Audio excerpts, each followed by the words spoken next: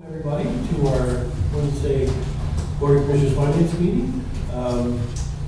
And we are here to today hear from Janelle Barr from the Cumberland County Library Systems to get an update on what's going on with the libraries. So without further ado. I'm thinking of this as my first quarter update. I know it's May, but I broke my ankle at the end of February, and it would have been difficult for me to hobble down here in April. So I'm hobbling better now, and I'm very pleased to be here. When we signed our strategic partnership agreement, the MOU that we signed last year, we agreed on goals and activities and parameters for goals and activities, and parameters for reporting and evaluation, and parameters for evaluating funding. And today I wanted to update you on some of the highlights of services for the first quarter of this year in the 5 areas that we agreed upon should be our core service areas, and then talk with you in a little bit more depth about how we're going about evaluating those services.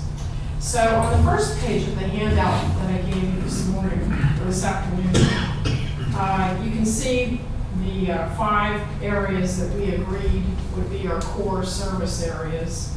And I'm going to assume that you are all really good readers and that you can review that at your leisure. Pictures. There are no pictures. If you have any questions about any of those initiatives or services, I'd be happy to take them now, or you can follow up with me a little bit later. I know that our time is short because you have a webinar coming up at 2. And I wanted to give more time for discussion about our evaluation methods for this year.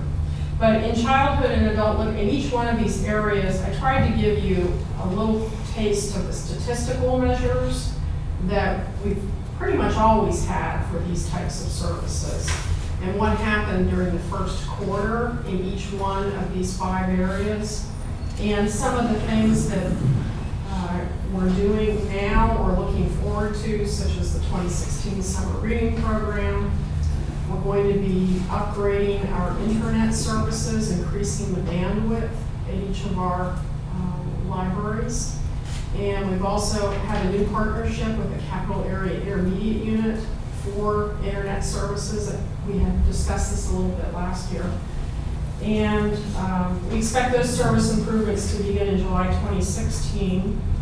And in the areas of financial health, civic literacy, and job and career development, you can see some of the initiatives that are taking place there.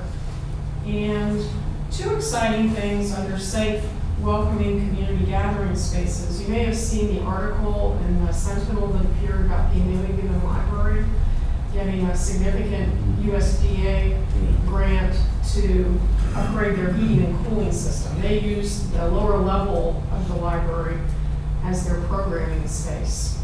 And it only had one of those big noisy ceiling heaters that when you turned it on, you couldn't hear anybody. You got great heat, but you couldn't hear anybody. And then in the children's, there was no cooling down there other than it being a basement area and you get some natural cooling. But when you cram a couple hundred little hot, sweaty bodies down there with their parents during summer reading programs, for example, it desperately cried out for some air conditioning. So those are improvements that are being made there. And Shippensburg Library is finishing up the first phase of its capital project and is hoping to begin the second phase of its capital project, which will add an addition onto the back of the library to provide better space for youth services and meeting space. Is expected to launch this summer. Are there any questions about any of those service areas at this point? Real quick, I know we Yes. got time to crush it. On the first one, are there other literacy groups operating in Cumberland County? Do we work with them in any way? Do you mean adult literacy or children's literacy or? If there's other groups that we're partnering with anybody, are we aware of what other groups are doing? Well, we partner pretty heavily with the school districts Yeah. for children's literacy. With adult literacy, that's an open question. One of the issues that you'll see a little bit later on is the need to benchmark some of that stuff and to find out, there are adult literacy groups. Yeah. And there are adult literacy services being provided. But there really isn't one-stop shopping for any of that stuff. Okay. And we do partner with them in the sense that we provide space for one-on-one literacy tutoring. Okay. But we need to investigate that more. So, I mean, I'm aware there's some foundations out there that promote adult literacy and such. Are we approaching them for funding for our programs, or are we in touch with where they are funding? Is there any of that? Not as of yet. Okay, all right. One last observation. Uh-huh. On the statistics you provide for the quarter, Right. I personally find it really helpful to see year over year, like Q1 to Q1 statistics. So, and I know we got something kind of similar to that at the board meetings, but Right. Right. for a summary, I I don't was see. trying to keep this to one page. Yeah, So I limited myself to just this year. I can tell you that our circulation statistics are, for the first quarter, are about 2% under where they were for the first quarter last year. but that's a continuation of a general trend too. So that's kind of, that was actually the number I was kind of fixating on. I thought it would be good to see if that's a Right. continuing trend. Our library visitors are increasing. The program attendance is also significantly increasing. Program class attendance. So even though people are checking out fewer hard copy things, you're getting more traffic in the world. Right, They're just doing other things other than checking out books and good. Right. So, right. yeah, that's where the comparative data, you Right. can get a capsulized form of some type. Right. I could provide you with maybe a dashboard, separate page of statistics, if that would be helpful. I personally find that really handy if you could work something out We that's can- not going to be real consuming of your energy. We can talk about Thanks, that's all. Then if you flip to the next page, if there are no other questions at this point. For service evaluation, first of all, for the library system headquarters, I've worked with Larry and the library system board to establish goals and objectives for 2016. And I did not bring, actually I did bring those along if you wanted to see them, but I didn't include them in this handout here. Then in each one of these services, childhood and adult literacy, I listed just a couple key services that we're currently providing to library users. And then the evaluation methods that we plan to use this year, and then some future considerations. So for the evaluation methods, the last couple of years, we've used an outcome measures survey that asks parents, and this year we'll also be asking kids, whether or not they think their reading skills have declined, improved, or stayed the same. So we plan to continue doing that. We're now going to use the state's summer reading program survey, which they didn't really have a good survey for that in the past. And we're also using national surveys that were established by the Public Library Association to take a look at outcomes for some of our childhood literacy classes, our story times, our Born to Read programs, all those kinds of things. This fall, we'll be surveying parents to find out what kinds of outcomes they believe have occurred as a result of coming to childhood early literacy classes. And does that target mostly summer reading programs or all the reading programs? All the reading programs. And I'm sorry, do we have some kind of childhood literacy program in all our libraries? Yes, for early learning, yes, we do. That to me is one of the key hallmark services along with the summer reading program that we provide. A child's most important years of life are from age when they're born to age 3. Those first 3 years of life are really critically important in establishing skills that will help them be ready to learn in school. If they miss those timelines, by the time they get to grade 3, statistically, they are not going to graduate successfully from high school.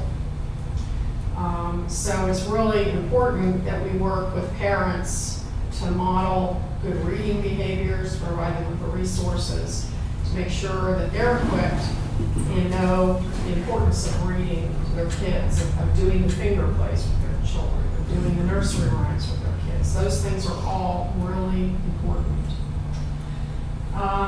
And then, of course, we'll continue to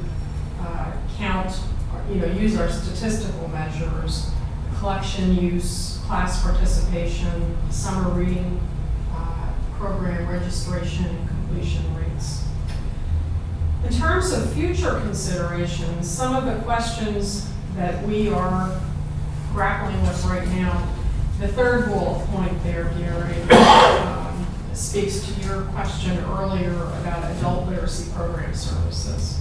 That's something that we need to do. Whether or not we will be able to do it this year, given everything else that's on the schedule to do, but that is something that we need to do. The other things that we are exploring is how to add storymobile services for visits to low-income neighborhoods, daycares, any place where children are held captive by adults in group settings and can't get to the library. Joe, no, that's not done today, right? No, it is not. Do you know other counties that? Yes. For example, Lycoming County has a storymobile service. Yeah. Dauphin County is considering launching an expanded storymobile service. We're not talking about one of those big heavy-duty bookmobiles. We're really talking about more of a bread truck-sized vehicle that wouldn't require a CDL. Are there any of those functioning in the south central region? You mentioned Lycoming County. Is there anything Dolphins considering it doesn't even operate in south central? York may, I'm not really sure. And Lycoming County, how many branch libraries do they have in the county? I don't know. Roughly. I don't know. I could get you more information on their service. We've been floating this idea with some service groups because it would be ideal for communities, branding, Yeah, the sponsorship. Kiwanis. Okay. Because they're really, Kiwanis, for example, is really, young children and reading are a big priority for them. And there may be other grant opportunities available, but it's one of those things where you kind of have to float the idea and wait for their response and then move on as you collect responses. We have previously sought grant funding for this from the state and have not been successful. But when we look at the number of children in Cumberland County who are currently not do not have access to quality daycare services, it's extraordinary the number of kids that do not have access to quality daycare services. And I can provide you with more statistics on it, but in the interest of time, this is one of the services that we're very excited about and hoping that we can find the funds to add to our services. So the mobile itself, Janelle, Mhm. is that going to go into neighborhoods then? Is that what the thinking is? It could go to And this would be like daycares. the children would gather outside? Is that what you're? Right. Okay. Right. Was there any, have you considered, approaching the school districts about maybe, opening up their doors in the summer, for this kind of a program? Many of them do, but the biggest problem for these low-income children is transportation. It's Mhm. getting there. Okay.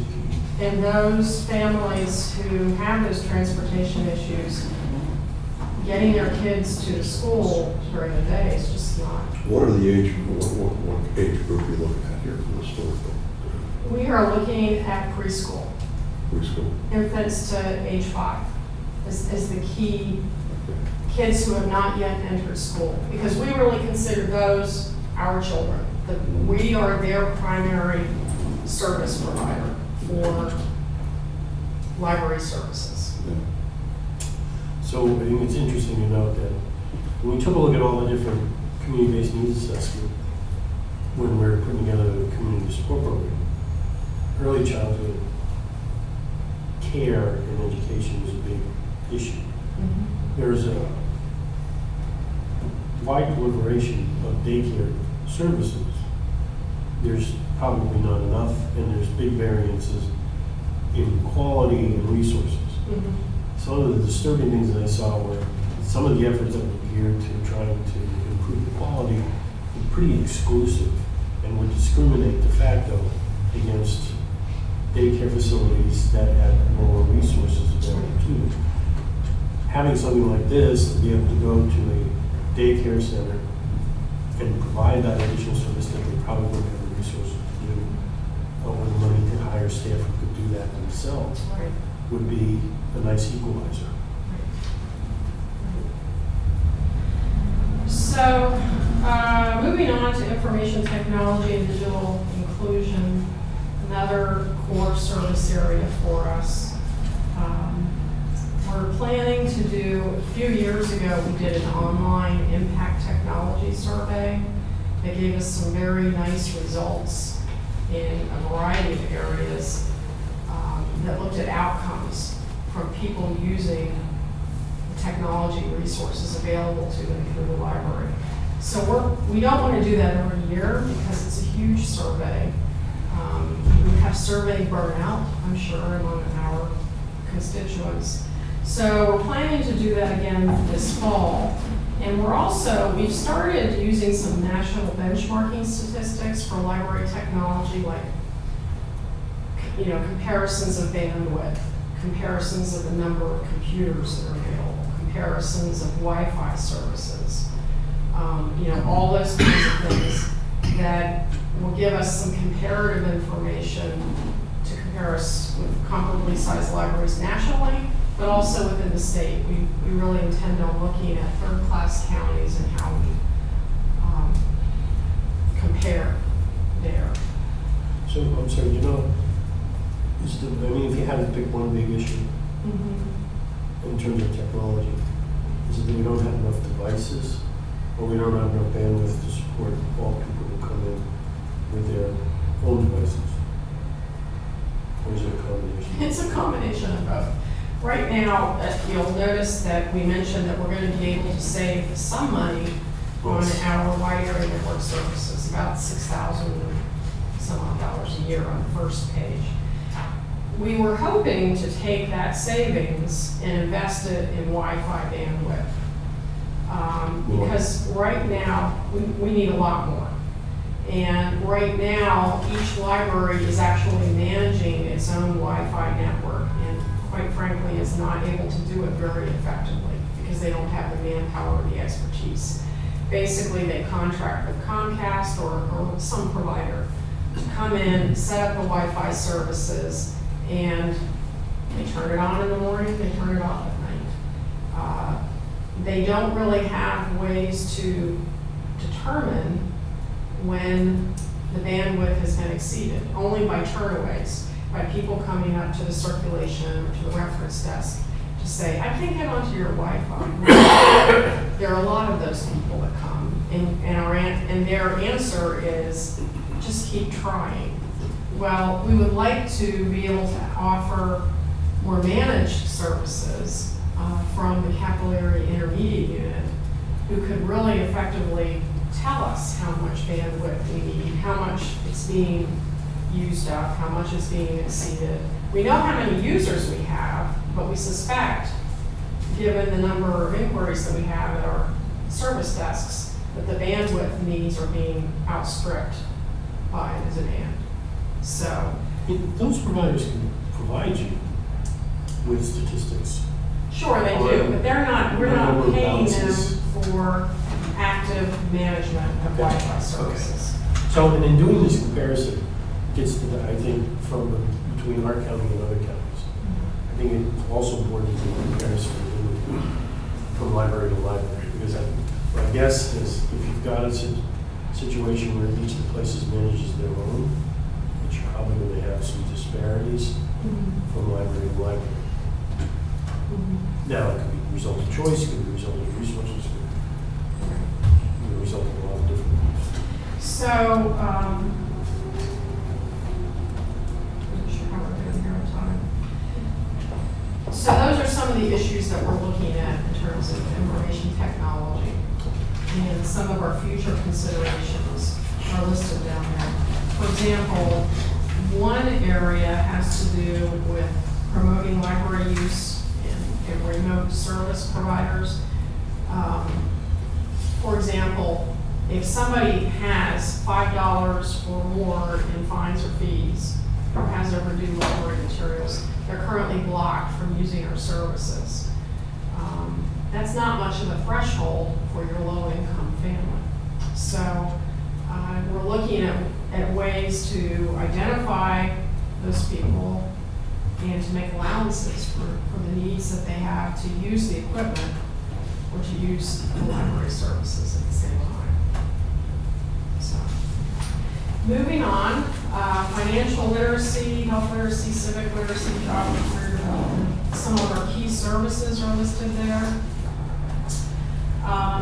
Bosser Library is currently participating in a national pilot, in a pilot project. It's a statewide pilot project with the National Libraries of Medicine to establish outcome measures, valid outcome measures for health literacy programs. So we're really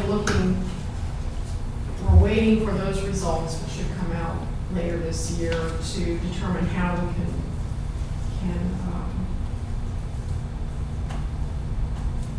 use that survey in the other libraries. The other evaluation method that we'll be using is, I mentioned earlier, we'll be doing that online impact technology survey. That survey has questions in all of these areas, like did you find a job as a result of using the library? Did you find more information about a health condition that you have?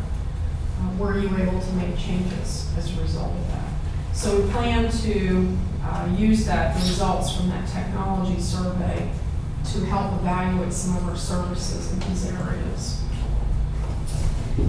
And under lifelong education, entertain or stimulate imaginations, you see some of our key services listed there. We plan to do outcome surveys following some of our programs and classes that we offer. We're also planning to do system-wide an outcome survey with regard to quality of life, and how the library has changed someone's life. Whether they enjoy the library, whether they find more engagement in their community because of the library.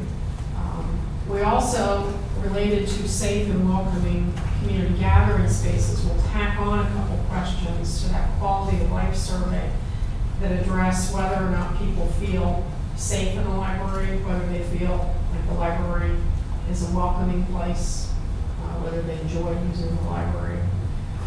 So some of those questions will get at both of these issues, quality of life and facility issues.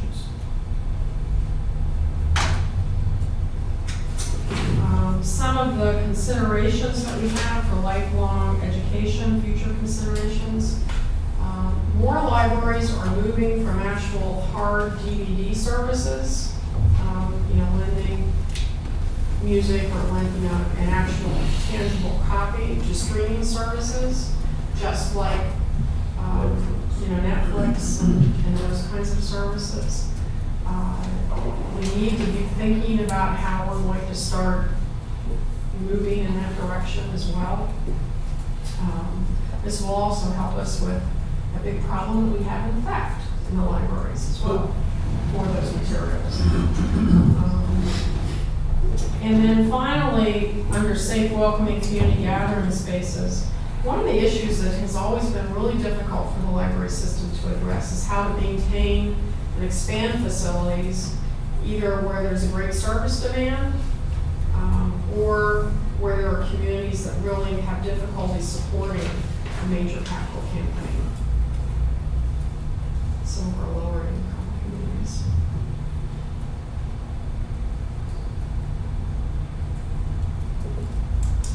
So I know that's all kind of a high level presentation, but do you have any questions?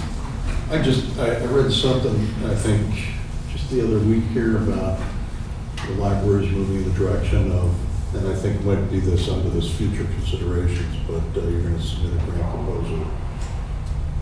It says here for mobile Wi-Fi access. What I thought I read in the paper is you're going to establish certain hotspots in certain communities. So Well, the that's folks one can- option. That's one option. The library itself is a hotspot in the community. Right, I understand And the that. library could expand its Wi-Fi bandwidth to include a broader area surrounding the library.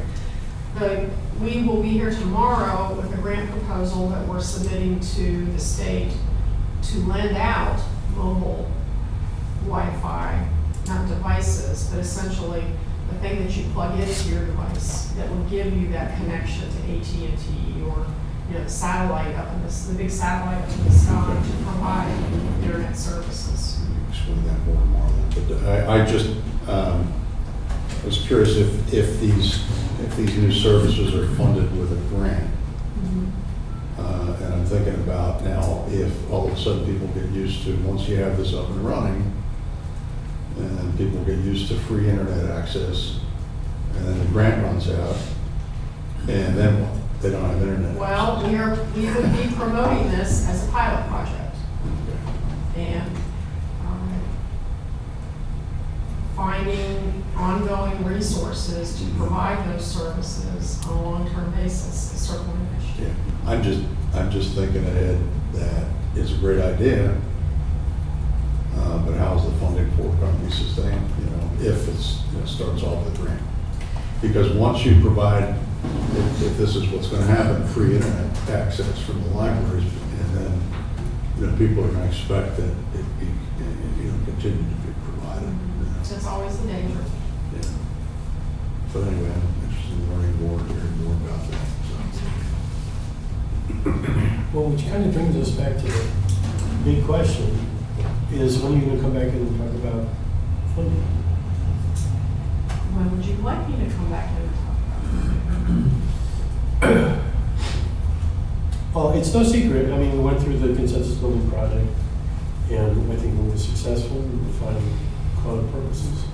There were also quid pro quos in terms of considering funding, and I think if I might recall correctly, I think I saw Chairman DiFilippo at least 2, if not 3, of the events, and I think he's pretty much up to speed on this issue. I would think that either sometime towards the end of this quarter or the beginning of the third quarter, it would be a good time to come in and talk about that. Clearly, all of the trends that were identified through that process are certainly still with us, and as are the financial constraints in the face of demand for increased levels of existing services, let alone new services. Commissioner Hertzler's point is well taken in that duly noted. So perhaps June? June, July. I'd be happy to come back and talk about money. Yes, we know you will. And we'll get something. Part of the agreement also was some standards on searching for alternative revenue sources as well. So we'll be getting updates on that information as well. So. I think it probably behooves us to, Janelle, to sit down and just go over, refresh my memory at least, of the details of the consensus and the MOU. Okay. Yeah, and of course, I think part of the deal was that both the library and the county work together in urging our State General Assembly to adequately Oh, support trust me, we've the been. library service. So when we're ready to do that, I mean, probably now's the right time. They're starting to talk budget over there in Harrisburg. Hopefully they'll get one passed on time this year. But I hope that it's also a responsible budget, you know, that addresses the need to restore the funding cuts for library services in Pennsylvania. What has been proposed is not a restoration. It's a small incremental percentage increase at this point. Doesn't prevent us from, you know, urging restoration of the funding, I agree. you know? Especially since that's part of the reason we're in the pickle that we're in, you know? The- Actually, most of the reason why we're in the pickle. Okay. Any other questions or comments for Jeanette? So I'd be happy to have follow-up email or telephone calls if that other things occur to you. You know where I am. We'll see you tomorrow. We'll see you. Yes, just see me tomorrow. Thanks a lot.